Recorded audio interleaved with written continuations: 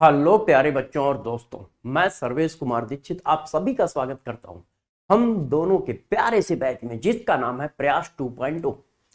तो देखो यार बच्चों, लास्ट क्लास में हम लोगों ने रिडॉक्स टाइट्रेशन को खत्म किया है। तो आज हम लोग स्टार्ट करने जा रहे हैं इलेक्ट्रोकेमिस्ट्री। तो इलेक्ट्रोकेमिस्ट्री में क्या करना है इस बात को हम लोग देखेंगे, और इसको कैसे करना है इस बात को हम लोग देखेंगे। देखो, यदि हम लोग एग्जाम के पॉइंट ऑफ व्यू से बात करें तो ये बहुत इंपॉर्टेंट चैप्टर है।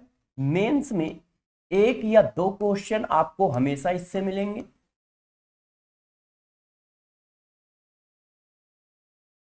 और एडवांस में दो क्वेश्चन के आसपास आपको मिलेंगे। तो यदि आप मेरे से पूछें कि सर इस चैप्टर की इंपॉर्टेंस कितनी है, तो मैं आप सबको एक ही बात बताऊंगा कि इस चैप्टर की इंपॉर्टेंस बहुत ज्यादा है, बहुत ज्यादा है। तो हाईली इंपॉर्टेंट चैप्टर है, इस बात को आप ध्यान रखिएगा। बहुत इंपॉर्टेंट चैप्टर है और इससे आप क्वेश्चन करोगे, ठीक है। बस इसको अच्छे से आपको समझना है कैसे कैसे क्या क्या करना है। इतनी बात समझ गए कि चैप्टर से आने क्या वाला है। अब जरा बात को समझो कि ये चैप्टर जो होता है 3 पार्ट में डिवाइड होता है। ये हमारा चैप्टर 3 पार्ट में बच्चों डिवाइड होता है। वो 3 पार्ट कौन कौन से हैं पहले ये बता देता हूं। इस चैप्टर में हमारे पास 3 पार्ट होते हैं। एक होता है कंडक्टेंस पार्ट 1, और एक होता है बच्चों गैल्वेनिक सेल पार्ट 2, और एक होता है हमारे पास electrolysis and battery part 3। 3 part में ये हमारा चैप्टर डिवाइड होता है। तो हम लोग आज सबसे पहले पार्ट की स्टार्टिंग करेंगे कंडक्टेंस। तो आज हम लोग जो टॉपिक स्टार्ट करेंगे वो होगा कंडक्टेंस। तो कोई बच्चे बता सकता है कंडक्टेंस क्या होता है, कंडक्टेंस क्या होता है और कैसे काम करता है। तो हम लोग स्टार्ट करेंगे कंडक्टेंस से। किससे स्टार्ट करोगे? कंडक्टेंस से स्टार्ट करोगे। तो बताइए बच्चों, कंडक्टेंस क्या होता है और कैसे काम करता है?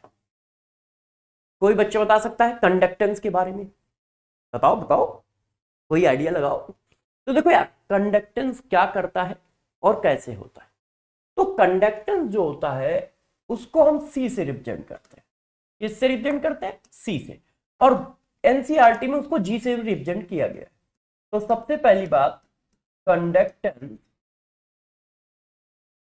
रिप्रेजेंट किससे होता है? सी से या फिर जी से, ठीक। अब दूसरी बात, ये होता क्या है? तो ये मैथमेटिकली रेसिप्रोकल ऑफ रेजिस्टेंस होता है। मैथमेटिकली ये क्या होता है? रेसिप्रोकल ऑफ रेजिस्टेंस होता है।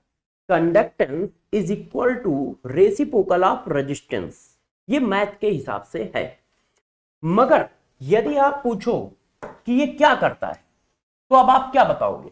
गौर सुनिएगा, ये तो मैथमेटिकल फॉर्म है कि कंडक्टेंस इनवर्सली प्रोपोर्शनल होता है रेजिस्टेंस से। मगर ये करता क्या है? ये करता क्या है? तो गौर सुनिए, किसी भी इलेक्ट्रोलाइट में जो आयन का फ्लो है उसको मेजर करता है। आयन जो दौड़ लगाते हैं एक प्लेट से दूसरी प्लेट की ओर, उसको मेजर करता है कौन? कंडक्टेंस। जैसे ये हमारे पास कोई सेल बना हुआ है, गौर समझिए, हमारे पास इस तरह का कोई एक सेल है, ये देखो,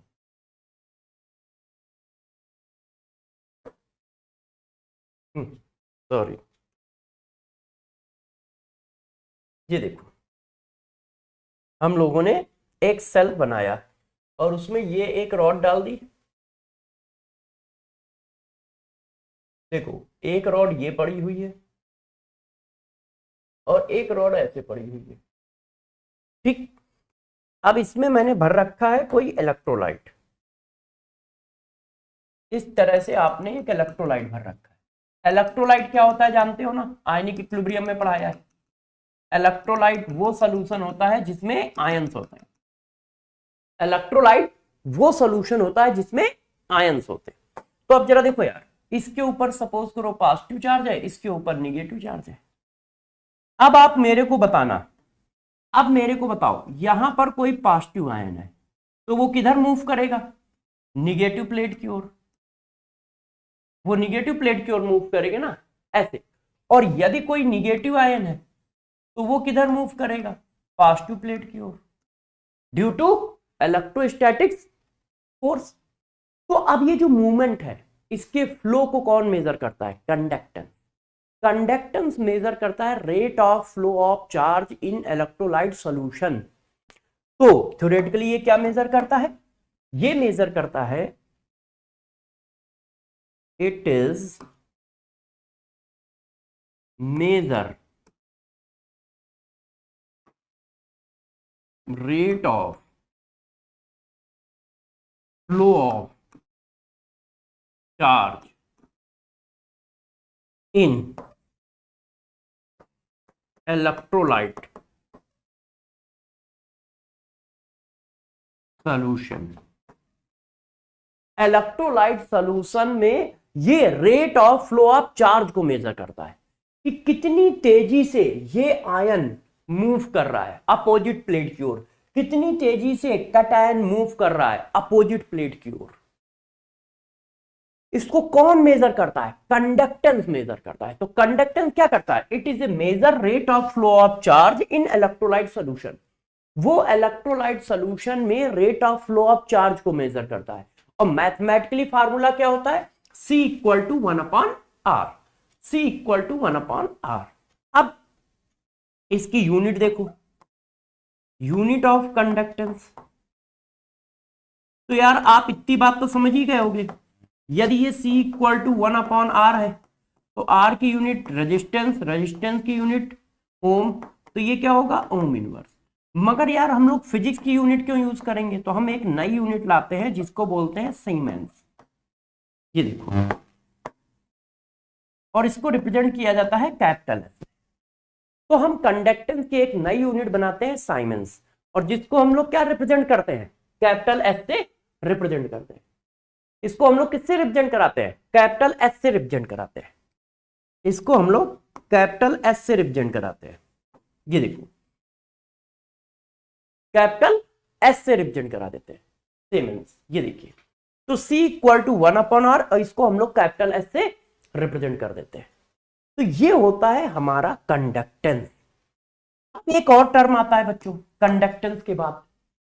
कंडक्टेंस के बाद आता है कंडक्टिविटी। कंडक्टिविटी। अब ये कंडक्टिविटी क्या होता है, इसके बारे में बताइए कि भाई कंडक्टिविटी क्या है। ये देखो, तो कंडक्टिविटी को ही कहा जाता है स्पेसिफिक कंडक्टेंस। इसी को हम लोग क्या कहते हैं? स्पेसिफिक कंडक्टेंस भी बोलते हैं, स्पेसिफिक कंडक्टेंस। अब बताइए ये क्या होता है। तो देखो यार, कंडक्टिविटी क्या होता है और कैसे काम करता है, अच्छे से देखिएगा। तो कंडक्टिविटी क्या होता है, कैसे काम करता है, इस बात को समझो। C इक्वल टू होता है 1/r, और R बच्चों डायरेक्टली प्रोपोर्शनल होता है लेंथ, और इनवर्सली प्रोपोर्शनल होता है एरिया के। मतलब यदि वायर की लेंथ ज्यादा है तो रेजिस्टेंस ज्यादा होगा, और यदि वायर का क्रॉस सेक्शन एरिया ज्यादा है तो रेजिस्टेंस कम होगा। अब प्रोपोर्शनल का साइन हटाते हैं तो हम लोग एक कांस्टेंट लाते हैं रो, इसको हम बोलते हैं रजिस्टिविटी। ये देखो, इसको क्या बोलते हैं? रजिस्टिविटी। अब हम इसको यदि ऐसे लिख लें, और इसको ऐसे लिख लें, और इसको ऐसे लिख लें, तो किसी बच्चे को कोई दिक्कत तो है नहीं। इसको इधर ले आए, इसको इधर ले आए। अब गौर से बातों को समझिए। तो ये जो आ रहा है 1/रो, इसी को कहा जाता है क्या? कंडक्टिविटी। और इसको रिप्रेजेंट करते हैं कापा से। इसको हम रिप्रेजेंट करते हैं कापा से, और 1/रो को ही कहा जाता है कंडक्टिविटी। कंडक्टिविटी मैथमेटिकली, और इसको रिप्रेजेंट किया जाता है कापा से। के बनाओ और के ऊपर थोड़ा सा कर्व कर दो, ऐसे बोला जाता है कापा। बोला क्या जाता है, कॉपर। और ये क्या होता है, मैथमेटिकली किसके इक्वल है, कंडक्टिविटी मैथमेटिकली इनवर्सली प्रोपोर्शनल है किसके, रजिस्टिविटी के। देखो वेयर रो क्या है, रजिस्टिविटी,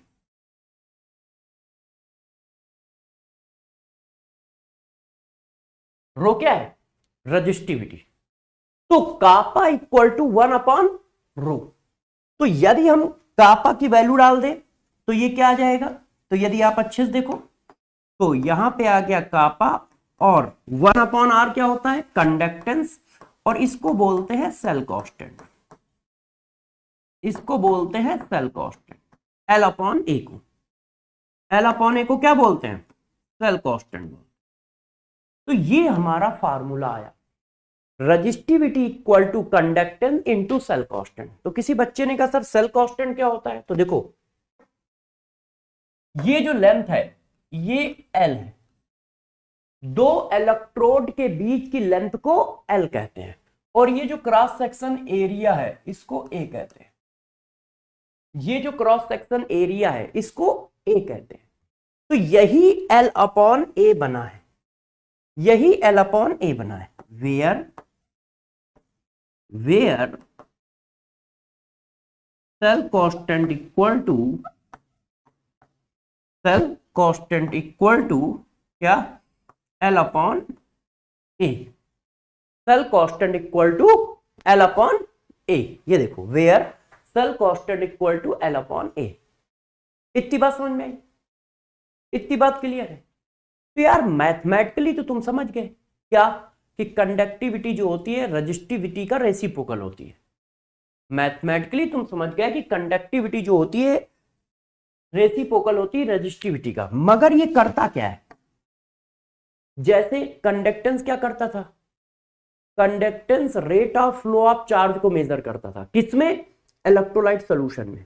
तो कंडक्टिविटी क्या मेजर करता है, तो गौर सुनिए, कंडक्टेंस मेजर करता है rate of flow of charge in electrolyte solution, और कंडक्टिविटी क्या मेजर करता है, rate of flow of charge per centimetre cube electrolyte solution. 1 centimetre cube में कितना कंडक्टेंस है उसको मेजर करता है कंडक्टिविटी, पूरे सॉल्यूशन में कितना rate of flow of charge है उसको मेजर करता है कंडक्टेंस। 1 सेंटीमीटर क्यूब में कितना rate of flow of charge है, 1 सेंटीमीटर क्यूब वॉल्यूम में कितना rate of flow of charge है उसको मेजर करता है कंडक्टिविटी। तो ये क्या मेजर करता है, it is measure rate of flow of charge in 1 centimetre cube of electrolyte solution, electrolyte solution. 1 centimetre cube electrolyte solution में, 1 सेंटीमीटर क्यूब इलेक्ट्रोलाइट सॉल्यूशन में कितना कंडक्टेंस है उसको मेजर करता है कौन, conductivity. 1 centimetre cube electrolyte solution में कितना कंडक्टेंस है उसको मेजर करता है कंडक्टिविटी, और पूरे सॉल्यूशन में कितना rate of flow of charge है उसको मेजर करता है कंडक्टेंस। पूरे सॉल्यूशन में कितना rate of flow of charge है उसको मेजर करता है कंडक्टेंस। 1 सेंटीमीटर क्यूब में कितना rate of flow of charge है उसको मेजर करता है कंडक्टिविटी। और ये इसका फार्मूला होता है, conductivity equal to conductance into cell constant. अब देखो, अब बात करते हैं यूनिट ऑफ कंडक्टिविटी। अब कंडक्टिविटी की यूनिट की बात करते हैं कि इसकी यूनिट क्या होगी।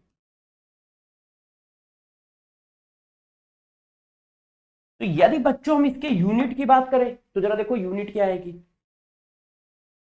कापा इक्वल टू है C इंटू L/A। इसकी यूनिट क्या है, सीमेंस। इसकी यूनिट क्या है, सेंटीमीटर। इसकी यूनिट क्या है, सेंटीमीटर स्क्वायर। तो सीमेंस इंटू सेंटीमीटर इनवर्स, ये यूनिट बनी जाती है। ये क्या हुई, यूनिट बनी जाके, ये देखो ये यूनिट बनी इस तरह से, ये क्या आ गई, यूनिट आ गई ऐसे। क्लियर है, क्लियर है बच्चों कि यूनिट क्या आई। यस, बच्चों ने कहा सर। अब हम लोग जो लिखने जा रहे हैं उसको जरा ध्यान दो, ठीक है, कि वो क्या है और किस तरह से काम करेगा, किस तरह से काम करेगा। तो गौर से देख लीजिए, अगला टर्म है मोलर कंडक्टेंस। अब मोलर कंडक्टेंस क्या होता है, जरा इसको समझो कि मोलर कंडक्टेंस क्या होगा और कैसे करेंगे।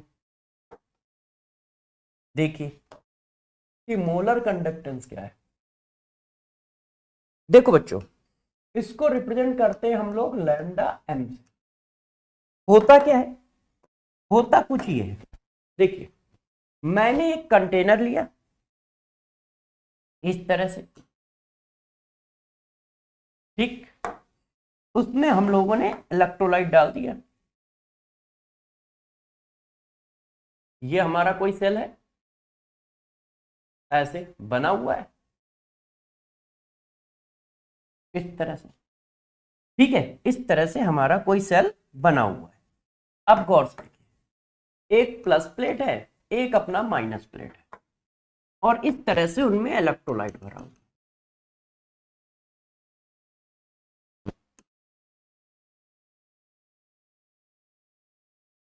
ये देखिए इस तरह से उसमें इलेक्ट्रोलाइट भरा हुआ है, ठीक है। क्लियर है इतनी बात, इतनी बात क्लियर है। अब गौर समझना, यदि इस इलेक्ट्रोलाइट का कंसंट्रेशन 1 मोलर कर दें, कितना कर दें, 1 मोलर कर दें, इलेक्ट्रोलाइट का क्या कंसंट्रेशन, तो जरा देखो मोलर कंडक्टेंस क्या होता है। मोलर कंडक्टेंस किसको मेजर करता है, जब इलेक्ट्रोलाइट का कंसंट्रेशन 1 मोलर होता है उस समय जो कंडक्टेंस होता है उसको मोलर कंडक्टेंस कहते हैं। जब इलेक्ट्रोलाइट का कंसंट्रेशन 1 मोलर होगा तो उस समय जो कंडक्टेंस होगा उसको मोलर कंडक्टेंस कहेंगे। आप चेक करो, जब मैंने कंडक्टेंस पढ़ाया तो क्या आपको बताया कि कंसंट्रेशन क्या होगा, फिक्स किया, नहीं, कुछ भी हो। मैंने कहा rate of flow of charge in electrolyte solution in known as conductance per centimetre cube. Rate of flow of charge in electrolyte solution is known as conductivity. Molar conductance, it is measure rate of flow of charge in 1 molar electrolyte solution. जब concentration 1 molar कर दोगे तो उसी conductance को molar conductance बोला जाने लगेगा। यदि इलेक्ट्रोलाइट का कंसंट्रेशन 1 मोलर कर दिया जाए तब क्या होगा, तब जो कंडक्टेंस फ्लो होगा उसको मोलर कंडक्टेंस बोलेंगे। तो ये क्या मेजर करता है, it is measure rate of flow of charge in 1 molar electrolyte solution. It is measure rate of flow of charge in 1 molar electrolyte solution. जब कंसंट्रेशन 1 मोलर होगा और उसमें जो rate of flow of charge होगा उसको हम नाम देंगे मोलर कंडक्टेंस। उसको क्या नाम दोगे, मोलर कंडक्टेंस। क्लियर है, तो बच्चों ने कहा सर क्लियर है। तो अब इसका जो फार्मूला निकल के आता है वो ये निकल के आता है, lambda M equal to kappa into 1000 upon M. Lambda M equal to kappa into 1000 upon M, where कौन कौन क्या क्या है, लैम्डा एम क्या है, मोलर कंडक्टेंस है,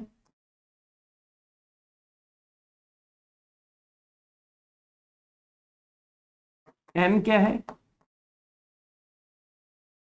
मोलरिटी ऑफ इलेक्ट्रोलाइट सॉल्यूशन है, ठीक है। कापा क्या है, कंडक्टिविटी है। ये देखो कापा क्या है, कंडक्टिविटी है। तो ये हमारा सॉल्यूशन फार्मूला हमारा आया, ये देखो इस तरह का फार्मूला हमारा फॉर्म हुआ। अब जरा इस बात को गौर से देखिएगा और समझिएगा। Lambda M equal to kappa into 1000 upon M. M क्या है, मोलरिटी ऑफ इलेक्ट्रोलाइट सोल्यूशन है। एम क्या है, molarity of electrolyte solution. Electrolyte solution की मोलरिटी है, वो कौन है, और फार्मूला क्या आया है, ये आया। तो इसको बोलते हैं मोलर कंडक्टेंस। और यहां से एक बात समझ में आ रही है कि यदि आप कंसंट्रेशन बढ़ाओगे तो मोलर कंडक्टेंस कम होगा, इनवर्सली प्रोपोर्शनल है कि नहीं। बच्चों ने कहा हाँ सर इनवर्सली प्रोपोर्शनल है। अब आ जाओ यूनिट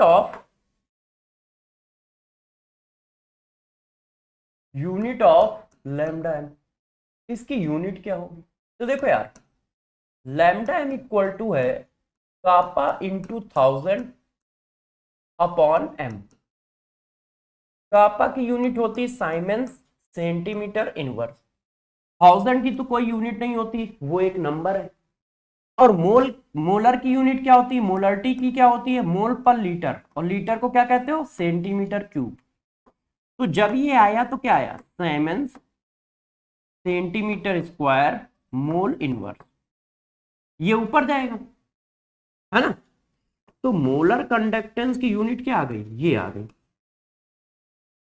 चेक कर लो ऐसे क्या आई, siemens centimetre square into mole inverse, है कि नहीं। ये चीज ऊपर चली गई और ऐसे यूनिट आ गई। बच्चों ने कहा सर ठीक है, बिल्कुल क्लियर है, आगे बताइए। अब मैंने कहा यार एक और हेडिंग आई, मोलर कंडक्टेंस के बाद इक्विवेलेंट कंडक्टेंस। इक्विवेलेंट कंडक्टेंस क्या है, यहां पे क्या लिखना है, इक्विवेलेंट कंडक्टेंस। तो इक्विवेलेंट कंडक्टेंस क्या होता है, अब हमें इसको देखना है। देखो बच्चों इक्विवेलेंट कंडक्टेंस क्या है, अब हम इसकी बात करने जा रहे हैं।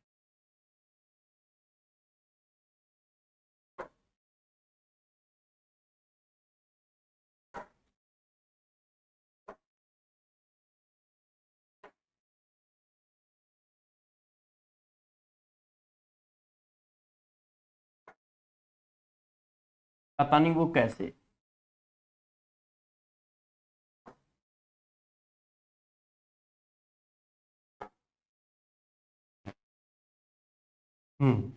अब देखो यार इक्विवेलेंट कंडक्टेंस क्या है, इसको समझते हैं, ठीक। अब देखिए बच्चों इक्विवेलेंट कंडक्टेंस क्या होता है ये बताता हूं आपको।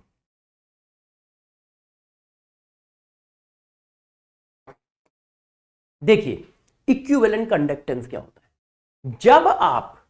जब आप इलेक्ट्रोलाइट का कंसंट्रेशन एक नॉर्मल कर दोगे तो उसको इक्विवेलेंट कंडक्टेंस बोला जाने लगेगा। तो उसको क्या बोला जाने लगेगा, इक्विवेलेंट कंडक्टेंस। मतलब rate of flow of charge in one normal electrolyte solution is known as equivalent conductance. Rate of flow of charge in one normal electrolyte solution, जब इलेक्ट्रोलाइट सोल्यूशन का कंसंट्रेशन एक नॉर्मल कर दोगे तो उसमें जो rate of flow of charge होगा उसको इक्विवेलेंट कंडक्टेंस बोलोगे। तो ये क्या मेजर करता है, it is measure rate of flow of charge in one normal electrolyte solution. It is measure rate of flow of charge in one normal electrolyte solution is known as equivalent conductance. तो equivalent conductance क्या measure करता है, कि एक normal electrolyte solution में कितना conductance flow हो रहा है। इसका फार्मूला होता है lambda E equal to kappa into 1000 upon N, where कौन कौन क्या है, लैम्डा ई जो है वो है हमारा इक्विवेलेंट कंडक्टेंस, ठीक है, और एन क्या है, एन है नॉर्मलिटी ऑफ इलेक्ट्रोलाइट, और 1000 होता है, कापा कापा होता है। तो ये देखो हमारा फार्मूला आ गया इस तरह से, ये हमारा इक्विवेलेंट कंडक्टेंस का फार्मूला आ गया इस तरह से। अब बातों को थोड़ा सा और आगे कर लेते हैं, इसकी यूनिट कर लेते हैं।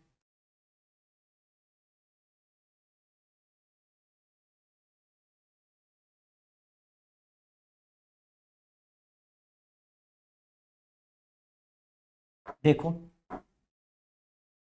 अब इसकी यूनिट करो, तो lambda equal to kappa into 1000 upon N.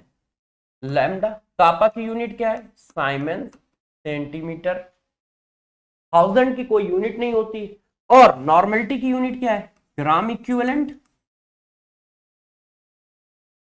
Gram equivalent divided by volume, volume का मतलब सेंटीमीटर क्यूब। भाई नॉर्मलिटी क्या होता है, number of gram equivalent divided by volume है। अब इसको ऊपर ले जाओ, तो जब इसको ऊपर ले जाओगे तो ये आ जाएंगे, उसमें मोल इनवर्स था, इसमें ग्राम इक्विवेलेंट इनवर्स होगा, इसमें क्या होगा, ग्राम इक्विवेलेंट इनवर्स होगा, और उसमें क्या था, मोल इनवर्स था। तो दोनों में इतना फर्क होगा। ये देखो इसकी यूनिट क्या होगी, Simon centimetre square gram equivalent inverse, उसकी क्या थी, Simon centimetre square mole inverse. दोनों में ये डिफरेंस है, ये देखो, ठीक है कि नहीं। अब बच्चों ने कहा सर इन दोनों में रिलेशन क्या है, तो मैंने कहा दोस्त रिलेशन भी कर लेते हैं। अब देखिए, अब हमारी अगली हेडिंग आई रिलेशन बिटवीन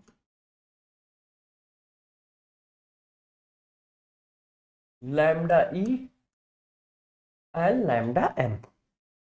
अब इनके बीच में हम लोग रिलेशन की बात करते हैं कि क्या रिलेशन होगा।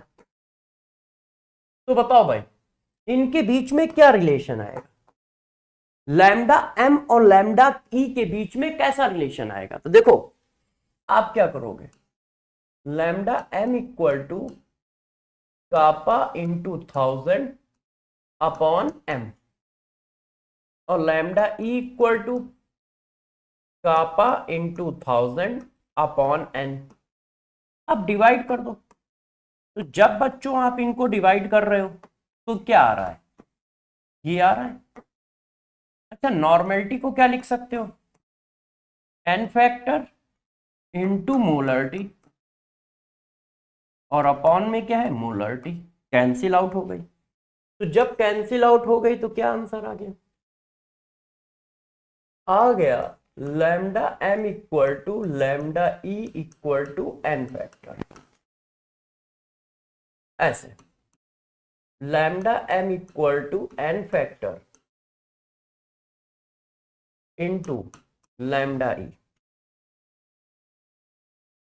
ये देखो lambda M equal to N factor into lambda E, ये देखिए हमारा ये आंसर आ रहा है, रिलेशन आ रहा है, मतलब एन फैक्टर का मल्टीप्लाई कर दोगे तो लैम्डा एम आ जाएगा। तो अब यहां पर गौर से समझिएगा, गौर से क्या समझना है, जिसका आप मोलरिटी निकाल रहे हो, यदि आप कैटायन की निकाल रहे हो, यदि आप कैटायन का मोलर कंडक्टेंस निकाल रहे हो, तो दोस्त आपको कैटायन का एन फैक्टर रखना पड़ेगा, और ई भी किसका रखना पड़ेगा, कैटायन का। जिसका इक्विवेलेंट कंडक्टेंस रखोगे उसी का एन फैक्टर रखोगे, उसी का मोलर कंडक्टेंस आएगा। यदि आप एनायन का निकाल रहे हो तो एन फैक्टर भी आपको एनायन का रखना पड़ेगा और इक्विवेलेंट कंडक्टेंस भी आपको एनायन का रखना पड़ेगा। और यदि आप किसी इलेक्ट्रोलाइट का निकाल रहे हो, ठीक है, किसी मॉलिक्यूल का निकाल रहे हो, कंपाउंड का निकाल रहे हो, तो आपको एन फैक्टर भी कंपाउंड का रखना पड़ेगा और ये भी कंपाउंड का रखना पड़ेगा। तो ध्यान रखना, जिसका जिसका मोलर कंडक्टेंस निकालना है उसी का एन फैक्टर और उसी का इक्विवेलेंट कंडक्टेंस रखोगे, उसी का एन फैक्टर उसी का इक्विवेलेंट कंडक्टेंस रखोगे। आप चाहो तो इसको सीएसडी लिख सकते हो, सीएसडी नंबर 1, पहला सीएसडी आपके लिए आ गया है कि जिसका आप इक्विवेलेंट कंडक्टेंस रखोगे उसी का एन फैक्टर रखोगे, उसी का मोलर कंडक्टेंस रखोगे। ये रिलेशन दोनों में आया है। आप चाहें तो इसको इस तरह से कर सकते हैं। देखो मैं आपको एग्जांपल देता हूं, मैं आपको एग्जांपल देता हूं, ठीक है, और इसको समझिएगा और आंसर बताइएगा। देखिए मैंने आपको कहा equivalent conductance of aluminium ion is x, ठीक है, x siemens centimetre square gram equivalent inverse. Then calculate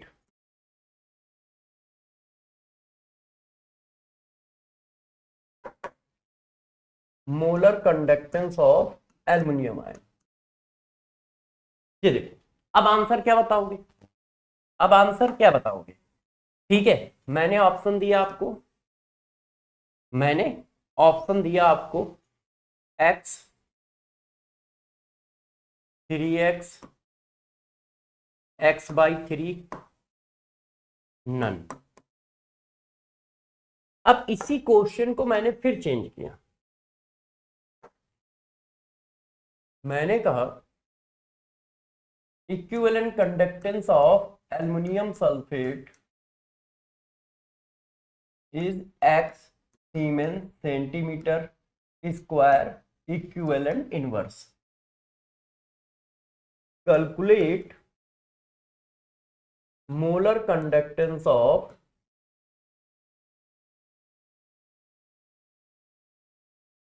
aluminum sulfate। Option x 3x x/3 6x। अब देखो दोनों में डिफरेंस क्या है और कैसे करना चाहिए। यहां पे इक्विवेलेंट कंडक्टेंस किसका दिया है? एल्युमिनियम आयन का दिया है। मोलर कंडक्टेंस किसका पूछ रहा है? एल्युमिनियम आयन का पूछ रहा है। तो जब एल्युमिनियम आयन का इक्विवेलेंट कंडक्टेंस दिया है तो एल्युमिनियम आयन का ही एन फैक्टर लगेगा और एल्युमिनियम आयन का ही इक्विवेलेंट कंडक्टेंस लगेगा, ऐसे। तो एल्युमिनियम आयन का एन फैक्टर, उसके ऊपर का चार्ज, किसी भी कैटायन का एन फैक्टर क्या होगा? उसके ऊपर का चार्ज, और वैल्यू क्या है? x। तो आंसर क्या आ गया? 3x। ये अब यहां पर किसका पूछ रहा है? मॉलिक्यूल का पूछ रहा है, तो एन फैक्टर भी किसका रखोगे? मॉलिक्यूल का रखोगे। अब किसी सॉल्ट का एन फैक्टर क्या होता है? उसके ऊपर का टोटल चार्ज, और टोटल चार्ज कितना है? 6। अब 6x आंसर आ गया। क्यों? यहां पे 2 एल्युमिनियम है, ये देखो वही एल्युमिनियम है, मगर जब मॉलिक्यूल के फॉर्म है तो एन फैक्टर 6 बनना है, और जब आयन के फॉर्म में है तो एन फैक्टर 3 बनना है। ये डिफरेंसेस है और इस डिफरेंसेस को आपको समझना है और ध्यान रखना है। मैं इस जगह पे एन फैक्टर के बारे में भी लिख देता हूं, ठीक है, एन फैक्टर के बारे में भी लिख देता हूं कि किसका किसका एन फैक्टर क्या होगा। वो बात अलग है कि हम लोग पिछली क्लास में एन फैक्टर पढ़ा के आए। तो N factor of cation and anion, cation और एनायन का एन फैक्टर क्या लिखोगे? हाँ भाई बच्चों बताओ। अरे बताओ भाई, कैटायन एनायन का एन फैक्टर क्या लिखोगे? उसके ऊपर का charge, charge of cation oblique anion, जो उनके ऊपर का चार्ज होगा वो उनका एन फैक्टर। जैसे ये देखो, Zn के ऊपर 2 चार्ज है, एन फैक्टर 2 है। एल्युमिनियम के ऊपर 3 चार्ज है, एन फैक्टर 3 है। जर्कोनियम के ऊपर 4 चार्ज है, एन फैक्टर 4 है। सल्फेट के ऊपर 2 चार्ज है, एन फैक्टर 2 है। फास्फेट के ऊपर 3 चार्ज है, एन फैक्टर 3 है ना? क्लोरीन के ऊपर 1 चार्ज है, एन फैक्टर 1 है। एन फैक्टर 1 है, बात हो गई।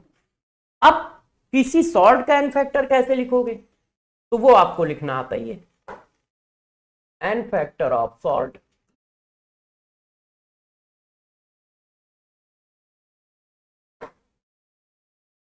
अब total charge of cation, total positive charge या टोटल निगेटिव चार्ज, या तो टोटल पॉजिटिव चार्ज या टोटल निगेटिव चार्ज, कोई एक। जैसे ये देखो, अब यही बात ऐसे आ जाए तो एन फैक्टर कितना हुआ? 6। क्यों? इस पर कितना चार्ज होता है? जिंक पर +2, और 3 जिंक है तो टोटल 6 हुआ। यस, फास्फेट पे कितना होता है? 3। फास्फेट कितने? 2, तो टोटल 6 हुआ, है कि नहीं? तो अब आपको ऐसे करना पड़ेगा, अब आपको दोस्त इस तरह से करना पड़ेगा और इस तरह से चीजों को फाइंड करना पड़ेगा। तो ये बातें आप पीछे जानते हो, इसलिए हम ज्यादा इस पर डिस्कशन नहीं करेंगे, क्योंकि एन फैक्टर ऑफ सॉल्ट निकालना आपको आता है, एन फैक्टर ऑफ सॉल्ट निकालना आपको आता है। कर लोगे आप लोग? इस तरह का कोई भी क्वेश्चन आपके सामने आएगा, इस तरह का कोई भी क्वेश्चन आपके सामने आएगा तो आप कर लोगे? बताओ, कर लोगे? बच्चों ने कहा हाँ सर कर लेंगे। तो मैंने कहा पूछूं? बच्चों ने कहा सर पूछ लो, आप पूछ लो, बता देंगे। मैंने कहा ठीक है, यदि ऐसी बात है तो देखो। ठीक है, एल्युमिनियम सल्फेट का आपने बताया, इसका बताया, और रिलेशन ये, सॉरी ये देखो रिलेशन, कि कभी भी इक्विवेलेंट वेट से मोलर कंडक्टेंस बनाना है तो एन फैक्टर का मल्टीप्लाई कर दो, बस अपने आप बन जाएगा, अपने आप बन जाएगा। ये देखिए, है ना?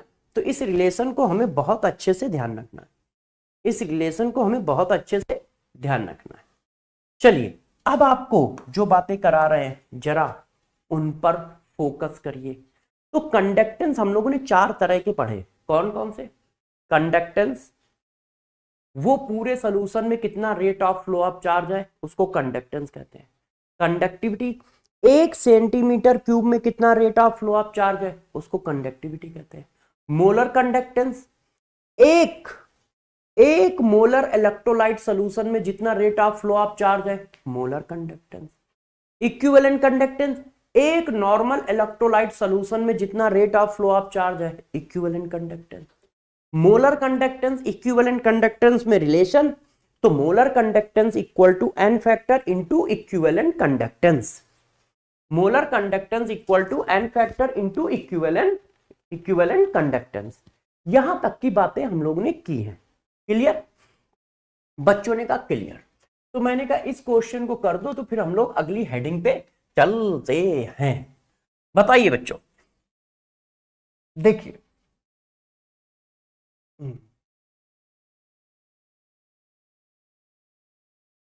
Molar conductance of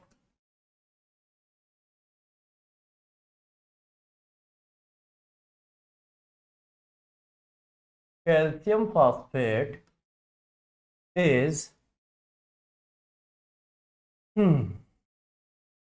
x siemens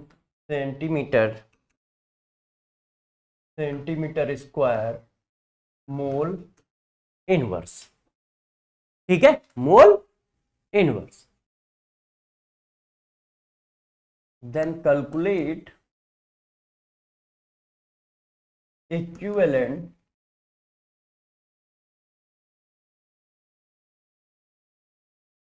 conductance of calcium phosphate.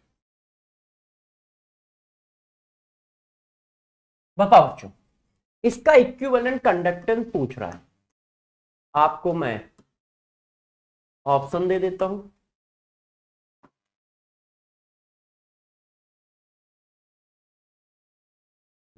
ये देखो, अब बताओ क्या आंसर आएगा, जल्दी बताओ। मैं जरा एक घूंट पानी मारता हूं, गला थोड़ा खराब है तो बहुत ज्यादा तेज नहीं बोल रहा हूं, ठीक है, मैनेज कर लेना आप लोग।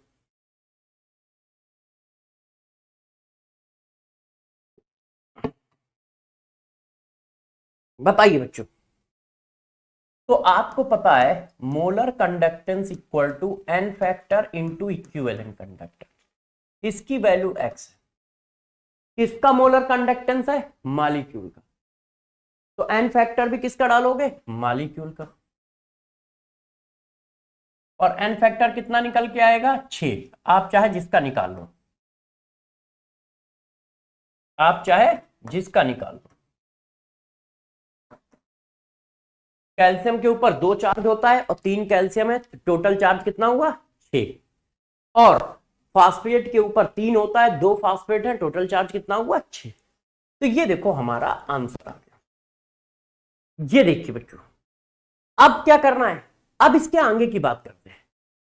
अब बच्चों इसके आगे की बात करते हैं कि कौन से फैक्टर हैं जो कंडक्टेंस को कम और ज्यादा कर सकते हैं।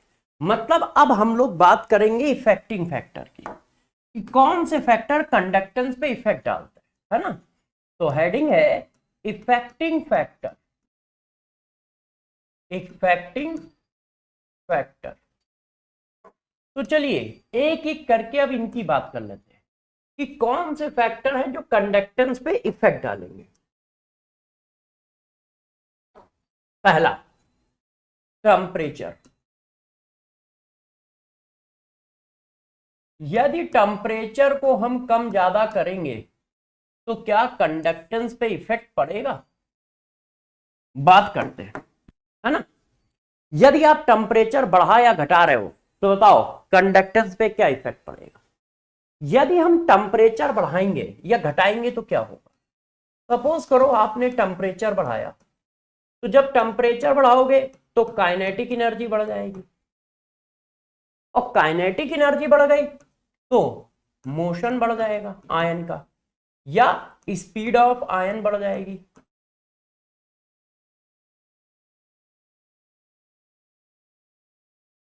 स्पीड ऑफ आयन क्या होगी, इंक्रीज हो जाएगी। और कंडक्टेंस क्या मेजर करता है, जरा बताना। कंडक्टेंस किस बात को मेजर करता है, स्पीड ऑफ आयन को ही तो मेजर करता है। तो यदि तुम टेम्परेचर बढ़ाओगे तो काइनेटिक एनर्जी बढ़ेगी, काइनेटिक एनर्जी बढ़ेगी तो स्पीड ऑफ आयन बढ़ जाएगी, और स्पीड ऑफ आयन को ही तो मेजर कर रहा है कंडक्टेंस, है। तो इसका मतलब क्या है, इसका मतलब सीधी सी बात है कि जो कंडक्टेंस होगा, जो कंडक्टेंस होगा वो टेम्परेचर के डायरेक्टली प्रोपोर्शनल। जितना ज्यादा टेम्परेचर उतना ज्यादा कंडक्टेंस, ये आपका CHD। जितना ज्यादा टेम्परेचर उतना ज्यादा कंडक्टेंस, ठीक है। जैसे किसी ने कहा देखो 0.1 मोलर, ठीक है, NaCl सॉल्यूशन है एट 300 केल्विन टेम्परेचर ए, और दूसरा सॉल्यूशन है 0.1 मोलर NaCl सॉल्यूशन है एट 500 केल्विन। अब बताओ कंडक्टेंस किसका ज्यादा है, तो आप सीधा सीधा बता सकते हो कि कंडक्टेंस जो है बी का ज्यादा है ए से। क्यों, बाकी सारी चीजें क्या है, कांस्टेंट है, और बाकी सारी चीजें कांस्टेंट है, सिर्फ टेम्परेचर चेंज है। तो जितना ज्यादा टेम्परेचर उतना ज्यादा कंडक्टेंस। अब point number 2, nature of electrolyte. उसका इफेक्ट देखते हैं।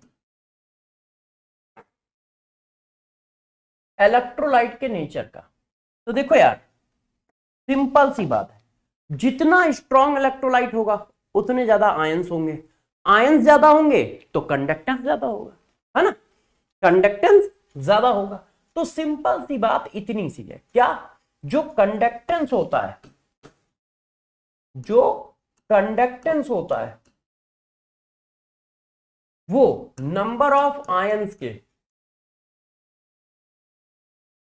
डायरेक्टली प्रोपोर्शनल होता है। जितने ज्यादा आयंस होंगे उतना ज्यादा कंडक्टेंस, जितने ज्यादा आयंस होंगे उतना ज्यादा कंडक्टेंस होगा। तो अब मेरे को बताओ आयंस किस में ज्यादा होंगे, स्ट्रॉन्ग इलेक्ट्रोलाइट में ज्यादा होंगे कि वीक इलेक्ट्रोलाइट में ज्यादा होंगे? तो स्ट्रॉन्ग इलेक्ट्रोलाइट में ज्यादा आयंस होंगे यार, in compare to weak electrolyte.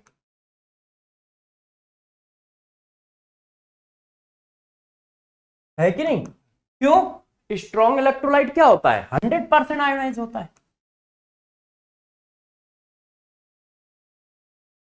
और वीक इलेक्ट्रोलाइट क्या होता है, फीबली आयोनाइज होता है, मतलब उसका आयोनाइजेशन 1 से लेके 5% तक होता है। तो आयंस किस में ज्यादा होंगे, स्ट्रॉन्ग इलेक्ट्रोलाइट में ज्यादा होंगे, तो कंडक्टेंस किसका ज्यादा होगा, स्ट्रॉन्ग इलेक्ट्रोलाइट का ज्यादा होगा। इसका मतलब आप साफ साफ कह सकते हो कि conductance of strong electrolyte is greater than weak electrolyte.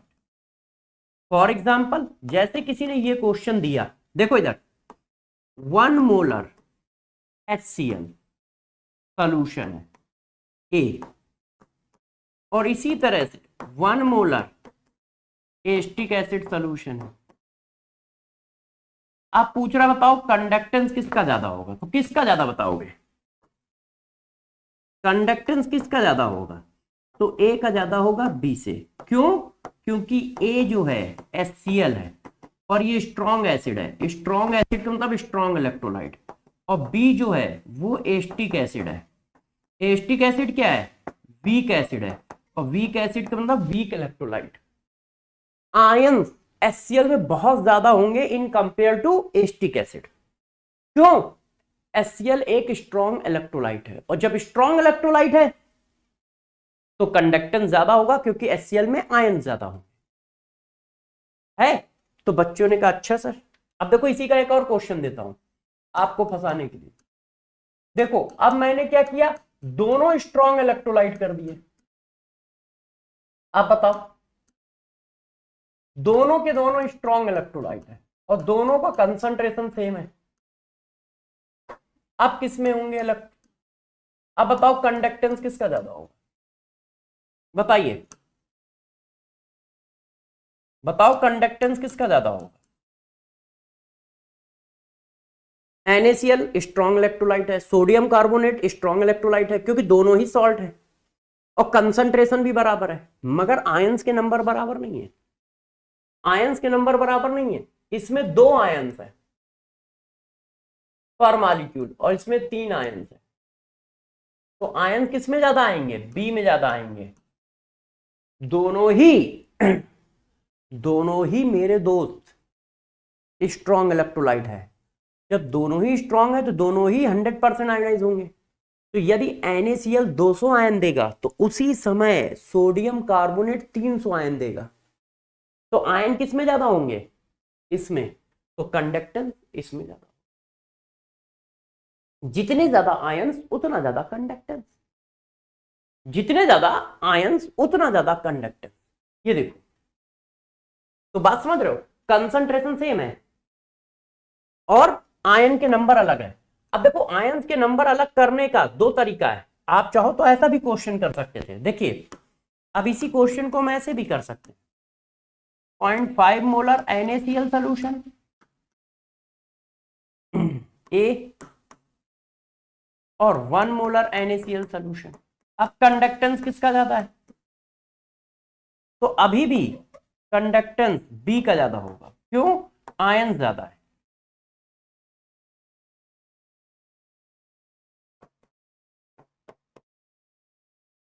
अरे यार ये 0.5 मोल है और वो 1 मोल है,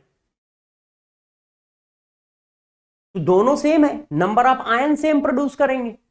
जितने आयन एक मॉलिक्यूल में ये प्रोड्यूस करेगा उतने ही आयन एक मॉलिक्यूल में ये प्रोड्यूस करेगा, मगर इसके टोटल आयन ज्यादा होंगे क्योंकि इसके टोटल नंबर ज्यादा दिए हैं।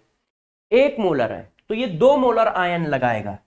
यदि ये निकालेगा तो क्या निकालेगा, 2 मोलर आयंस निकालेगा। और ये कितने निकालेगा, 0.5 इंटू 2, 1 मोलर आयंस निकालेगा। तो आयंस किस में ज्यादा है, सेकंड में, तो कंडक्टेंस किसका ज्यादा होगा, सेकंड का ज्यादा होगा। कंडक्टेंस किसका ज्यादा होगा, सेकंड का ज्यादा होगा। तो आप इस की को याद रखो, जितने ज्यादा आयंस उतना ज्यादा conductance. Strong electrolyte weak electrolyte के बीच में कंपेयर किया गया तो स्ट्रॉन्ग इलेक्ट्रोलाइट का कंडक्टेंस ज्यादा होगा। क्यों, क्योंकि आयन ज्यादा प्रोड्यूस करेगा। और दोनों ही स्ट्रॉन्ग है तो आप चेक करो आयंस किस में ज्यादा आएंगे। देखो आपको बस आयंस के नंबर पे फोकस रखना है, जितने ज्यादा आयंस उतना ज्यादा कंडक्टेंस। क्लियर, ये बात समझ पा रहे हो, क्लियर। अब इसी जगह पे एक और पॉइंट दे देता हूं, जैसे तुम्हें ये बात क्लियर हो जाए बहुत अच्छे से। देखो कंडक्टेंस डायरेक्टली प्रोपोर्शनल होगा एसिडिक स्ट्रेंथ के। क्यों, अरे भाई एसिडिक स्ट्रेंथ ज्यादा होगी तो आयन ज्यादा होंगे। कंडक्टेंस डायरेक्टली प्रोपोर्शनल होगा बेसिक स्ट्रेंथ के।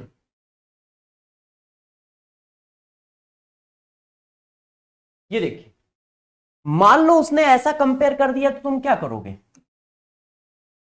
देखो उसने कहा कंडक्टेंस अरेंज करो, 1 मोलर फार्मिक एसिड है और 1 मोलर एस्टिक एसिड है। अब दोनों ही वीक है, अब कैसे कंपेयर करोगे बताओ, दोनों ही वीक है ना, और दोनों के शुरुआती कंसंट्रेशन सेम है, मगर जिसकी एसिडिक स्ट्रेंथ ज्यादा होगी वो ज्यादा आयोनाइज हो गया। कितना आयोनाइज होगा ये नहीं पता है, मगर यदि एस्टिक एसिड 3% आयोनाइज होता है तो फार्मिक एसिड 4% आयोनाइज होगा। क्यों, क्योंकि एसिडिक स्ट्रेंथ ज्यादा है। एसिडिक स्ट्रेंथ ज्यादा होने का मतलब वो वाटर में ज्यादा आयंस प्रोड्यूस करेगा। तो अब एसिडिक स्ट्रेंथ का ऑर्डर लगाओ,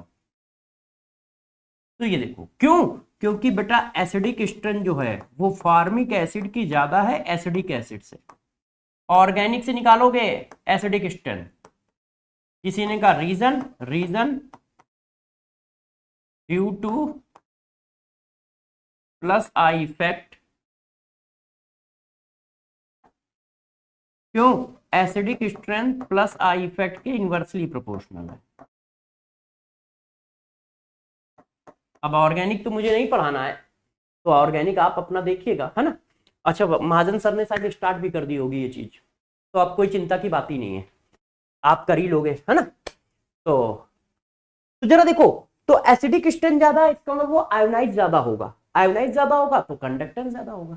तो आपको ऐसे भी करना है कि वीक इलेक्ट्रोलाइट का वीक इलेक्ट्रोलाइट से कंपेयर। अब देखो ये जितने भी रूल लिखे हैं सब एक ही बार लिख रहे हैं। जैसे मैंने लिखा conductance directly proportional acidic strength, यदि आप चेक करो तो यार ये आयन के नंबर तो लिखे हैं भाई, जितना ज्यादा एसिडिक स्ट्रेंथ उतना ज्यादा आयंस, जितना ज्यादा बेसिक स्ट्रेंथ उतने ज्यादा आयंस। तो वही बात लिखी है जो ये लिखी है, मगर थोड़ा सा मैंने और ज्यादा एक्सप्लेन कर दिया जैसे तुम समझ पाओ, नहीं तो ये मेन कॉन्सेप्ट ये वाला है।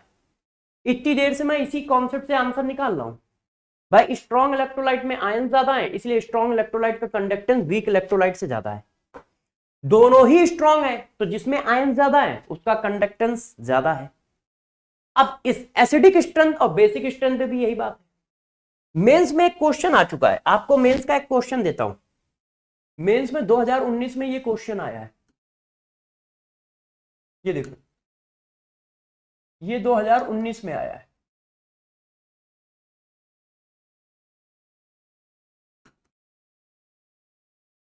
मैंने डाला तो था मगर पता नहीं क्या हुआ, वो प्रिंटेड फॉर्म में अभी मेरे पास नहीं है।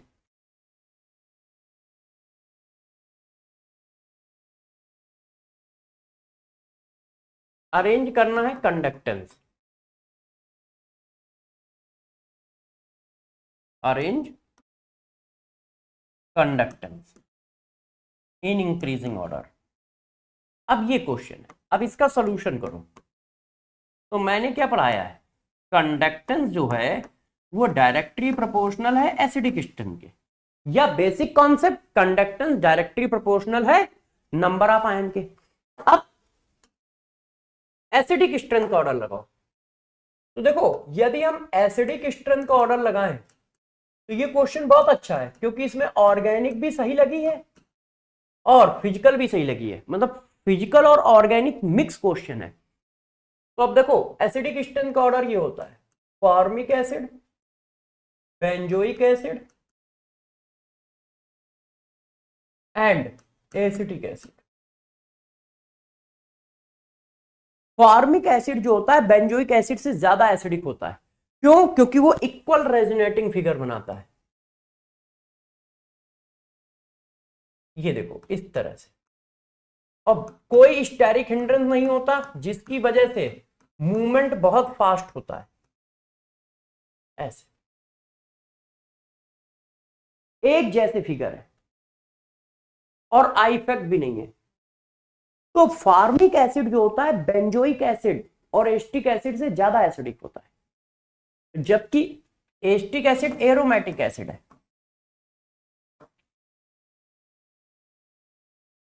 ये देखो है। तो ये ऑर्गेनिक का भी अच्छा क्वेश्चन है और साथ साथ में फिजिकल भी लग गई है। तो इसका ऑर्डर क्या होगा, इसको हमने नाम दिया है ए, इसको नाम दिया है बी, इसको नाम दिया है सी। तो ऑर्डर क्या आएगा कंडक्टेंस का, ऑर्डर आएगा ए, फिर आएगा सी, फिर आएगा B. Formic acid is more acidic than benzoic acid. और एक CH3 कितना इफेक्ट करता है कि एस्टिक एसिड से 17 गुना ज्यादा एसिडिक होता है फार्मिक एसिड। एस्टिक एसिड से 17 गुना ज्यादा एसिडिक होता है फार्मिक एसिड, और सिर्फ एक CH3 का डिफरेंस है। तो ये देखो, तो इस तरह का क्वेश्चन आपसे पूछ सकता है वो ऑर्गेनिक और ये मिला के। तो याद रखोगे अब आप। अब देखो कॉन्सेप्ट नंबर नेक्स्ट, आपको टेम्परेचर का इफेक्ट बता दिया, आपको मैंने ये बता दिया कि स्ट्रॉन्ग इलेक्ट्रोलाइट वीक इलेक्ट्रोलाइट में किसका ज्यादा होगा, एसिडिक स्ट्रेन बेसिक स्ट्रेन में किसका ज्यादा होगा। अब जरा समझो, अब जरा समझो, यदि आयंस के बीच में कंपेयर किया जा रहा है तो कैसे कंपेयर करोगे। तो जरा देखो, ठीक है।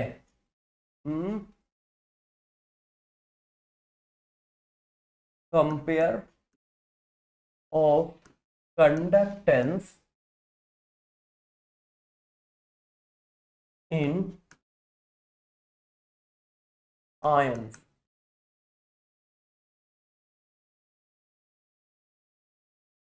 अब इसको जरा समझिएगा, आयंस के बीच में कैसे कंपेयर किया जाता है।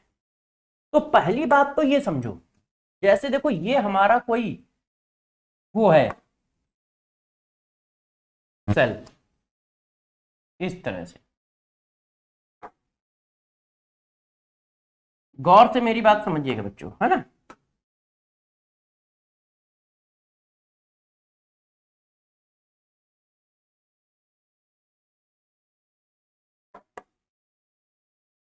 अब देखो मैंने इसमें इलेक्ट्रोलाइट भर दिया, कोई भी इलेक्ट्रोलाइट जो आपको सही लगे ले लो।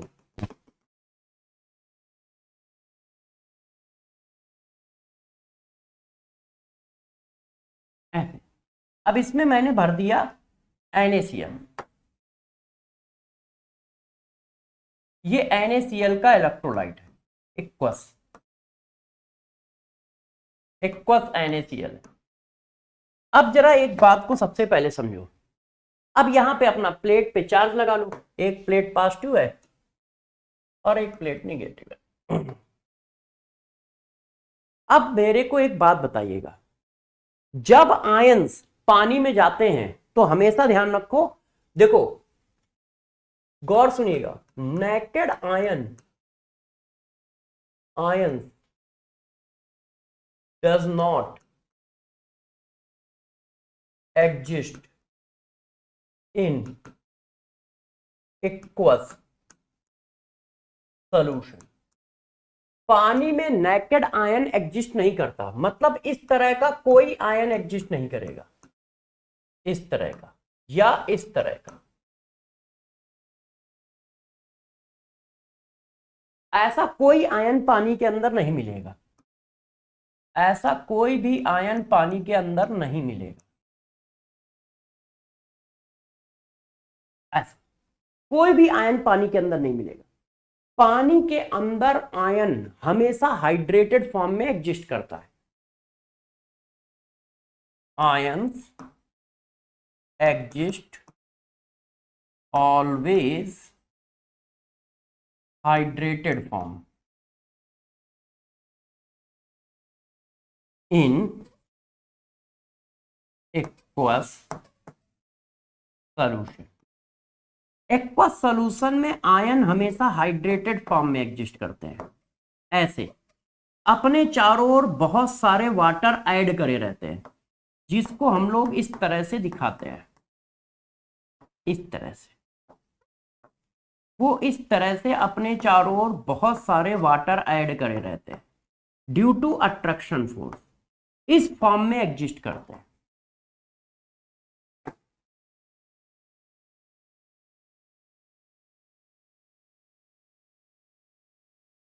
बात समझ पाए? पानी के अंदर नेकेड आयन एग्जिस्ट ही नहीं करता है, हमेशा हाइड्रेटेड आयन एग्जिस्ट करता है। मतलब ऐसा, मतलब क्या होता है, देखो ये है प्लस चार्ज और वाटर है डाइपोल, तो इसके चारों ओर इलेक्ट्रोस्टैटिक्स फोर्स डेवलप कर लेते हैं। वाटर के मॉलिक्यूल इस तरह से एक इलेक्ट्रोस्टैटिक्स फोर्स डेवलप करते हैं,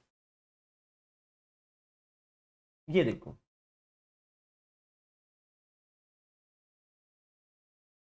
ऐसे।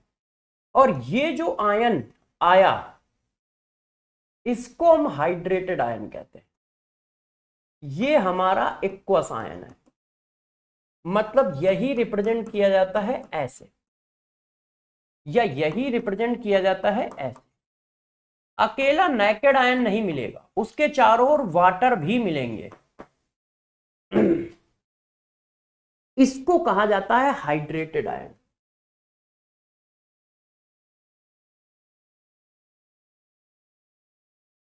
इसको कहा जाता है हाइड्रेटेड आयन।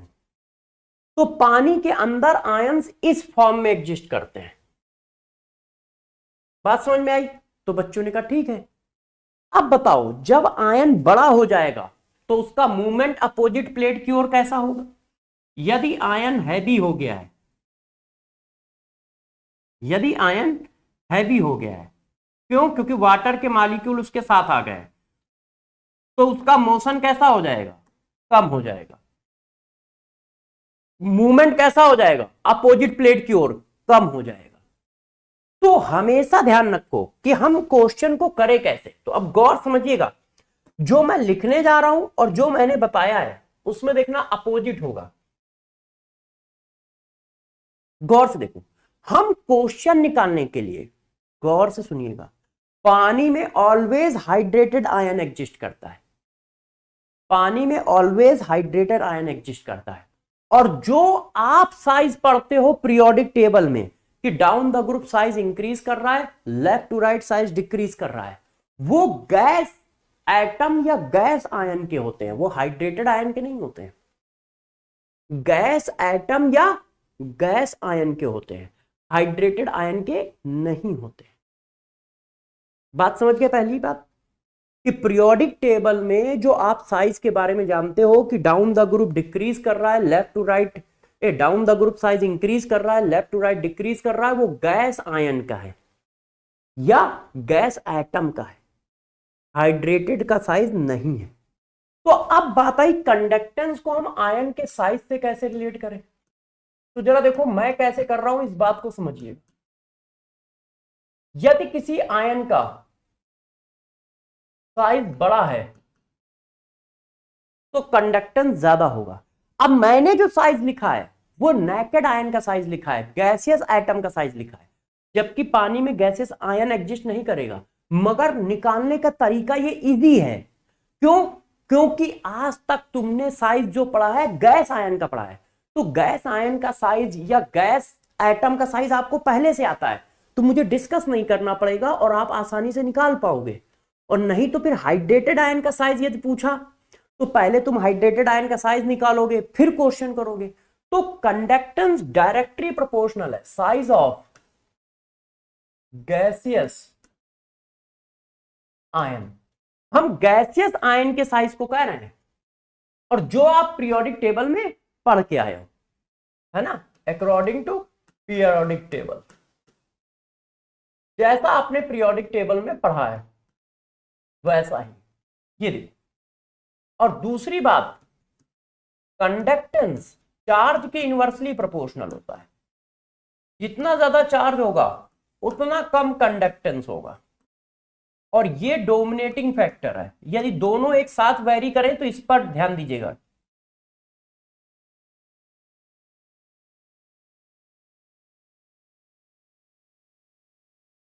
ये देखो, ये वाला बच्चों को कंफ्यूज करता है मगर मैं इसी से निकालना प्रीफर करता हूं। क्यों? इसमें बच्चों को बिल्कुल दिक्कत नहीं आती, आसानी से निकाल लेते हैं। रियलिटी तो ये होती है,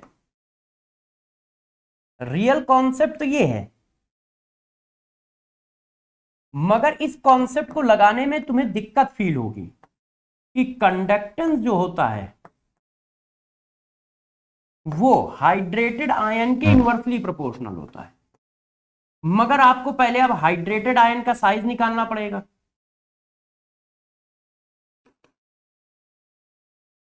ये देखो, जितना बड़ा हाइड्रेटेड आयन होगा उतना कम तेजी से मूव करेगा। मगर इसी का अल्टरनेट मैंने ये लिखा है, क्योंकि जिसका गैस आयन बड़ा होता है वो हाइड्रेटेड आयन कम बनाता है, छोटा बनाता है, क्योंकि इलेक्ट्रोस्टैटिक फोर्स डेवलप नहीं कर पाता है। साइज बड़ा होगा तो रेडियस बड़ी होगी, रेडियस बड़ी होगी तो इलेक्ट्रोस्टैटिक फोर्स छोटा होगा, क्योंकि इलेक्ट्रोस्टैटिक फोर्स ये है ना यार। ये देखो, तो हाइड्रेटेड आयन का जो साइज होता है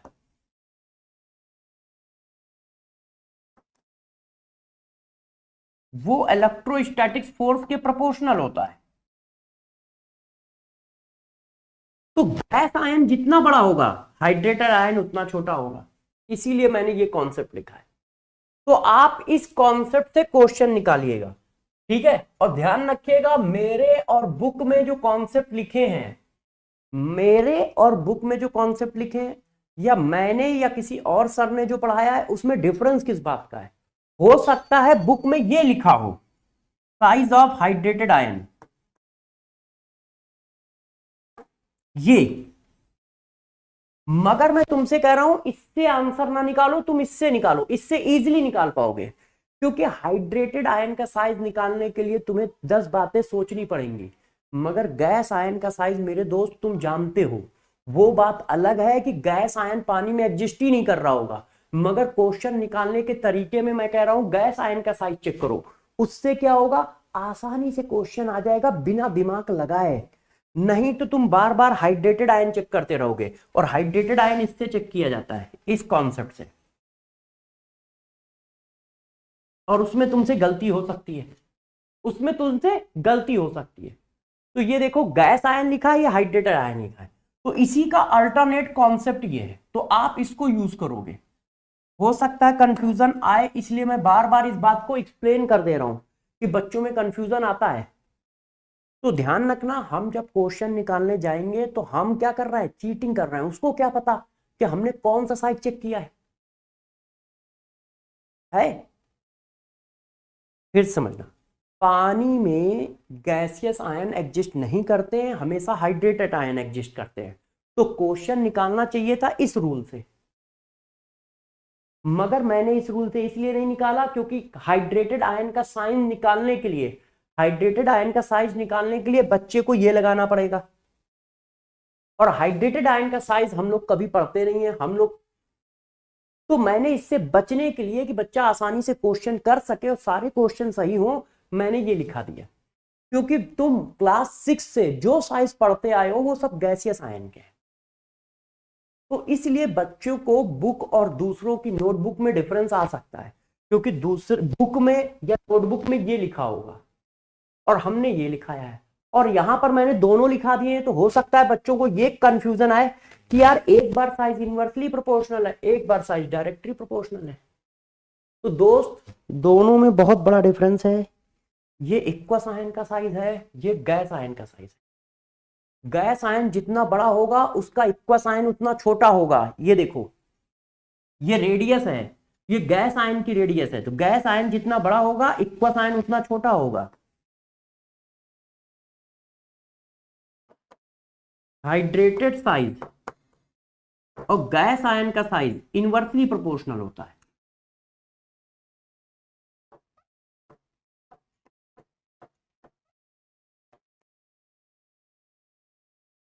ये देखो, ये दोनों एक दूसरे के इनवर्सली प्रोपोर्शनल होते हैं। तो तुम गैस आयन से निकालना, मैं बार बार बोल रहा हूं, अब इसको अप्लाई करके दिखाता हूं, हो सकता है तुम कंफ्यूज हो कि यार सर कह क्या रहे हैं। मैं बता देता हूं क्या कह रहा हूं। उसने कहा अरेंज कंडक्टेंस। अब देखना आपको कैसे करना है। उसने ऑप्शन दे दिया हमको, इनका कंडक्टेंस अरेंज करना है।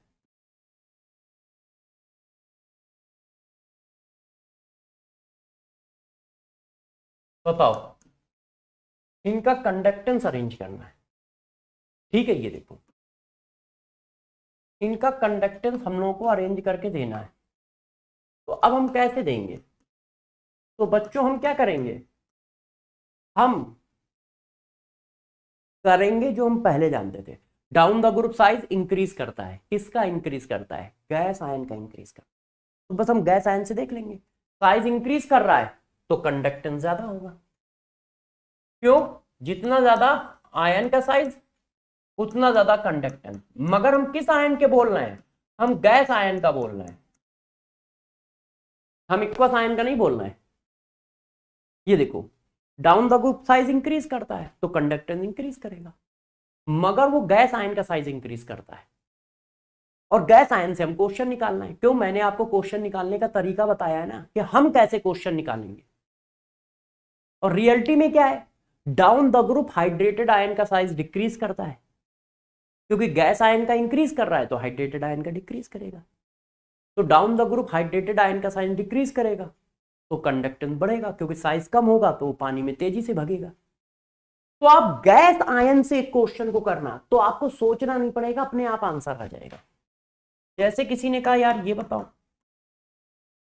इसमें कंडक्टेंस किसका ज्यादा होगा? तो आपने कहा डाउन द ग्रुप क्या होता है, साइज इंक्रीज होता है, तो सिंपल सी बात है रेडियम आयन का ज्यादा होगा। इससे क्या है, क्वेश्चन इजीली निकलेंगे,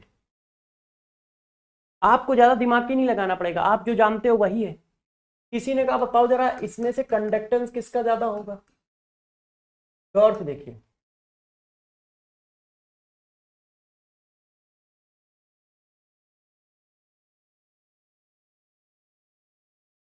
अब बताओ किसका ज्यादा होगा।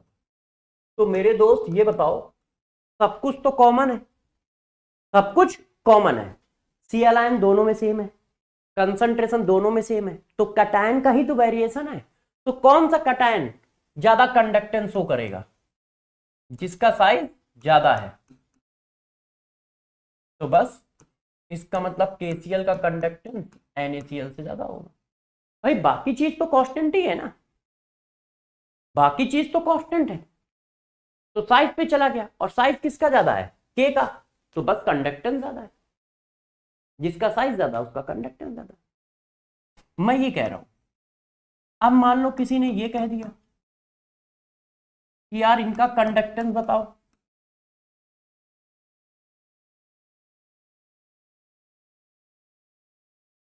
इनका कंडक्टेंस बताओ। तो बस चार्ज का डोमिनेशन होता है, देखो लिखा है। फिर साइज पे वहीं जाओगे, यदि चार्ज वेरी कर रहा है तो चार्ज का डोमिनेशन है, चार्ज से क्वेश्चन करोगे। यदि चार्ज और साइज दोनों वेरी कर रहे हैं तो चार्ज से क्वेश्चन करोगे, चार्ज का वेरिएशन है, तो चार्ज ज्यादा होगा तो कंडक्टेंस कम होगा। तो इसका मतलब सबसे ज्यादा कंडक्टेंस कम किसका होगा? इसका, क्योंकि चार्ज ज्यादा है। फिर इसका,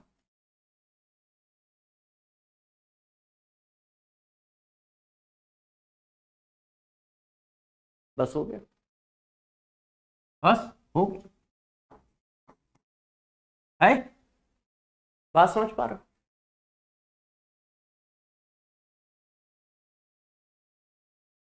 समझ पाए कैसे किया प्रभु? मैं बार बार इस बात को मेंशन कर रहा हूं कि साइज ज्यादा कंडक्टेंस ज्यादा का मतलब क्या है? साइज ऑफ हाइड्रेटेड आयन नहीं, साइज ऑफ गैस आयन ज्यादा। साइज ऑफ गैस आयन ज्यादा तो कंडक्टेंस ज्यादा। और गैस आयन का साइज कैसे निकालोगे? जो तुम जानते हो वो सब गैस आयन का ही साइज जानते हो। जितनी तुमने 8 साल से 5 साल से पीरियोडिक क्लासिफिकेशन पढ़ रखा है वो सब गैस आयन का ही पढ़ रखा है। तो इसलिए टेंशन की बात नहीं, जो तुम जानते हो वही वाले साइज की हम चर्चा कर रहे हैं, हम दूसरे साइज के बेसिस पे निकाल ही नहीं रहे। इसलिए बार बार मैं इस बात को मेंशन कर रहा हूं, ध्यान रखिएगा।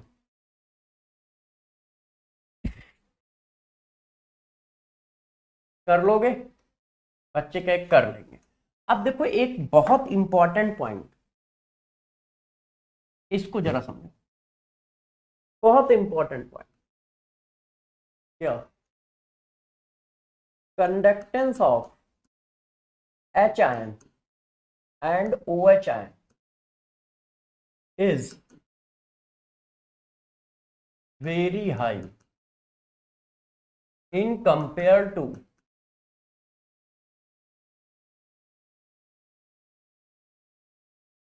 other ions due to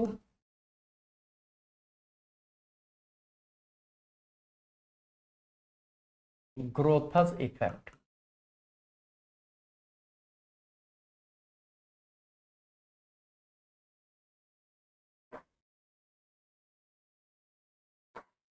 देखो यदि H आयन और OH आयन के कंडक्टेंस का कंपेयर किसी से भी किया जाए, यदि H आयन और OH आयन के कंडक्टेंस का कंपेयर किसी से भी किया जाए तो हमेशा ध्यान रखना इनके कंडक्टेंस किसी भी दूसरे आयन के कंडक्टेंस से ज्यादा होंगे, क्योंकि ये स्पेशल टाइप से पानी के अंदर मोशन करते हैं।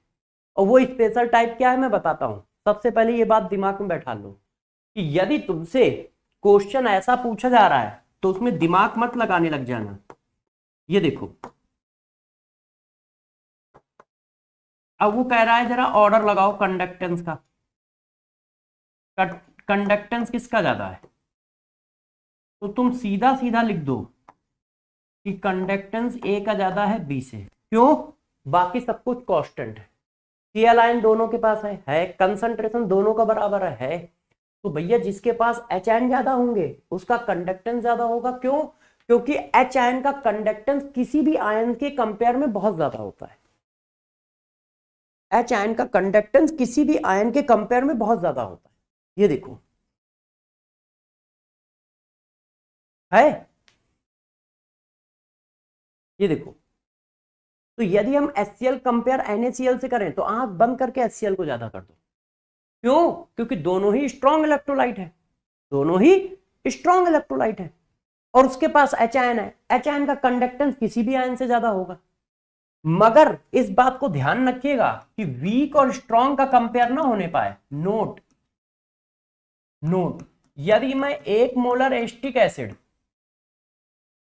और 1 मोलर NaOH कर दूं तो तुम NaOH का कंडक्ट एस्टिक एसिड का कंडक्टेंस ज्यादा मत कर देना, क्योंकि ये वीक इलेक्ट्रोलाइट है। स्ट्रॉन्ग का स्ट्रॉन्ग से कंपेयर हो रहा है इसलिए ज्यादा है। वीक स्ट्रॉन्ग में कंपेयर होगा तो हमेशा स्ट्रॉन्ग का ज्यादा होगा।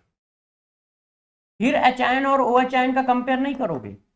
ये किसके लिए आएगा? जब स्ट्रॉन्ग का स्ट्रॉन्ग से कंपेयर हो, जब कंपेयर स्ट्रॉन्ग इलेक्ट्रोलाइट का स्ट्रॉन्ग इलेक्ट्रोलाइट से हो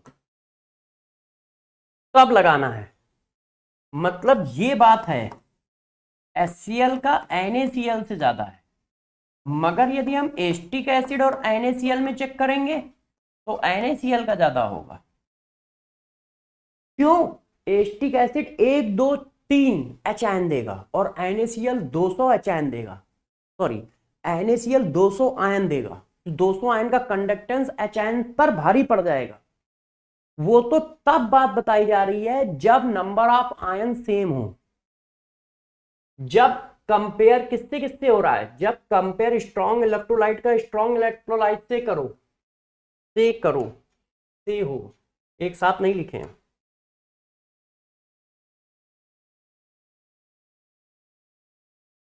जब स्ट्रॉन्ग इलेक्ट्रोलाइट का स्ट्रॉन्ग इलेक्ट्रोलाइट से कंपेयर कर रहे हो, जैसे HCl का NaCl से कर रहे हो, तो HCl का ज्यादा है। मगर यदि H आयन वाला वीक इलेक्ट्रोलाइट है तो फिर उसका ज्यादा नहीं होगा, ये मैं कह रहा हूं। देखो H आयन वाला यहां वीक इलेक्ट्रोलाइट है तो फिर NaCl से ज्यादा नहीं है। NaCl से ज्यादा कब है H आयन का, जब दोनों स्ट्रॉन्ग है, ये मैं कह रहा हूं। तो जरा इस बात को ध्यान रखिएगा, H आयन का कंडक्टेंस ऑलवेज किसी भी आयन से ज्यादा होगा, मगर कब, जब वो स्ट्रॉन्ग इलेक्ट्रोलाइट का कंपेयर स्ट्रॉन्ग से कर रहा हो। जरा देखो यहां पर ये वीक इलेक्ट्रोलाइट है और ये स्ट्रॉन्ग इलेक्ट्रोलाइट है, तो स्ट्रॉन्ग इलेक्ट्रोलाइट के पास तो आयन बहुत ज्यादा होंगे, आयंस के नंबर सेम है, तब H वाला हमेशा डोमिनेट करा दो। आयंस के नंबर सेम है तो H आयन वाला हमेशा डोमिनेट करा दो। क्यों? क्योंकि वो पानी के अंदर स्पेशल टाइप से भागते हैं। कौन? H आयन और OH आयन। H आयन और OH आयन। तो बच्चों ने कहा वो स्पेशल टाइप क्या है, तो मैंने कहा वो स्पेशल टाइप क्या है अब दिखाता हूं। देखो ये पानी है, ये हमारा क्या है, पानी है।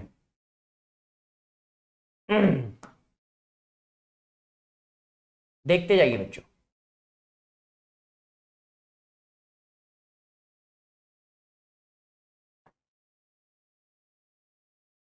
ये एक H आयन है।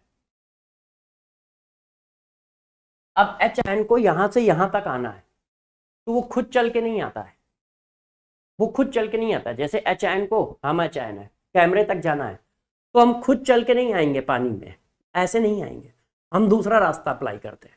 देखो कैसे करेगा देखना, वो इसके साथ बॉन्ड बनाएगा और इसको फ्री कर देगा। अब ये H आयन हो गया। ये इसके साथ बॉन्ड बनाएगा, इसको फ्री कर देगा, ये H आयन हो गया। अब ये इसके साथ बॉन्ड बनाएगा, इसको फ्री कर देगा, ये H आयन हो गया। इसके साथ बॉन्ड बनाएगा, इसको फ्री कर देगा, ये H आयन हो गया। इसके साथ बॉन्ड बनाएगा, इसको फ्री कर देगा, ये H आयन हो गया। ये इसके साथ बॉन्ड बनाएगा, इसको फ्री कर देगा, ये H आयन। इस तरह से आता है। अब वो वाला वहीं पे है, उसने वो किस में कन्वर्ट हो गया, H में, और ये देखो H आयन में कन्वर्ट हो गया। इस तरह से माइग्रेशन करता है। मतलब हम H आयन है, ये H है, तो अब क्या होगा, ये H में कन्वर्ट हो जाएगा बॉन्ड बना के, और ये H आयन में कन्वर्ट हो गया, तो अपने आप इतनी डिस्टेंस कवर हो गई। अब ये H है, हम H आयन है, हमने ऑक्सीजन से बॉन्ड बना के H हो गए, और ये इसने ऑक्सीजन से बॉन्ड ब्रेक कर दिया, H आयन हो गया, अपने आप यहां आ गए। तो इस तरह से माइग्रेशन करता है। खुद दौड़ कर नहीं आता है, वो क्या करता है, अपना हाइड्रोजन में कन्वर्ट हो गया बॉन्ड बना के, और इसका बॉन्ड ब्रेक हो गया, ये H आयन हो गया। इसने बॉन्ड बना लिया, ये हाइड्रोजन में कन्वर्ट हो गया, इसका बॉन्ड ब्रेक हो गया, ये H आयन हो गया। यहां से यहां तक H आयन पहुंच गया है। इस तरह का माइग्रेशन करते हैं H आयन और OH आयन, और ये ग्रोथस ने देखा था, इसीलिए इसको ग्रोथस इफेक्ट कहते हैं, ग्रोथस इफेक्ट कहते हैं। तो जैसे मैं आपसे ये बात पूछूं तो क्या बताओगे, देखना गौर से। 1 मोलर HCl है A, 1 मोलर KCl है B, 1 मोलर एस्टिक एसिड है C। अरेंज कंडक्टेंस, बताओ। तो देखो कैसे करोगे, बताओ क्या आंसर आएगा, दिमाग लगाओ, बताओ। HCl और KCl स्ट्रॉन्ग इलेक्ट्रोलाइट है, तो सीधा सीधा कंपेयर हो गया, H आयन का कंडक्टेंस KCl से ज्यादा। क्यों? क्योंकि दोनों स्ट्रॉन्ग इलेक्ट्रोलाइट है, दोनों में आयन के नंबर सेम है, दोनों में आयन के नंबर सेम है, क्योंकि दोनों स्ट्रॉन्ग इलेक्ट्रोलाइट है, कंसंट्रेशन भी सेम है। तो जिसमें H आयन होगा उसका ज्यादा होगा, क्यों? क्योंकि वो स्पेशल टाइप से भाग लेता है। अब यहां तो आयंस के नंबर अलग अलग है, एस्टिक एसिड हमारा वीक इलेक्ट्रोलाइट है और KCl स्ट्रॉन्ग इलेक्ट्रोलाइट है, तो यहां तो इलेक्ट्रोलाइट का नेचर चेंज है, इसलिए KCl ज्यादा है और एस्टिक एसिड कम है। तो पूरा आंसर क्या आएगा? ये आएगा।